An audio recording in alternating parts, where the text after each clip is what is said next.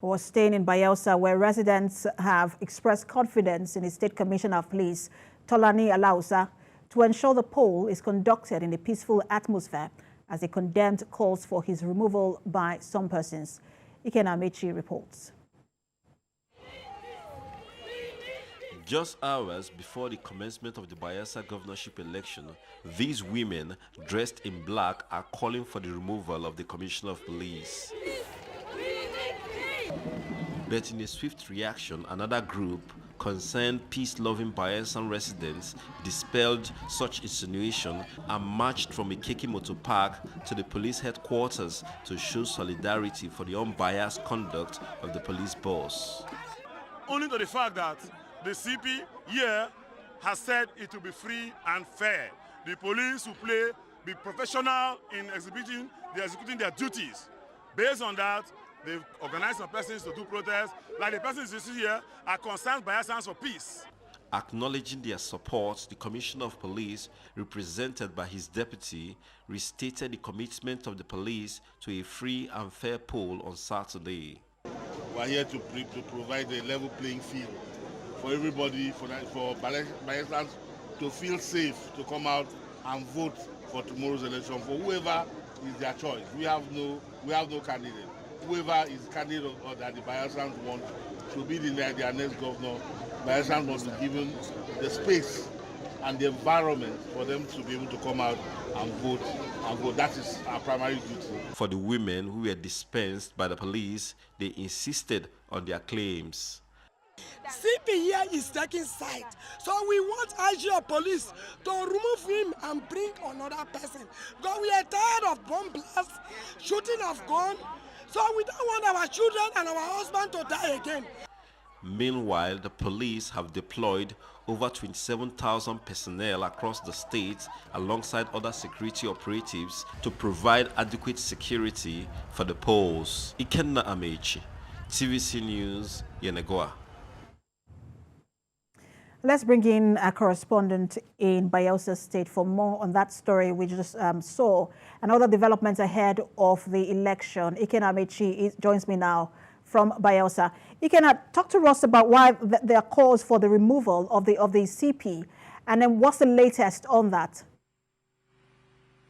All right, Precious, it's just hours to the governorship election, and it will be taking place in all the 8 local government areas of the state. And for those calling for the removal of the CP, who has already deployed over 27,000 personnel to all these 8 local governments, they are expressing concern or worry about him actually adjudicating the election in a way that is free, fair, and credible. But there are other groups as well that are actually saying that the CP has performed very well so far, and he has done so well that he has deployed and of course charged his men towards ensuring that nobody is favored, no candidate of these 15 candidates vying for the election, and so his call, he say, is actually unnecessary.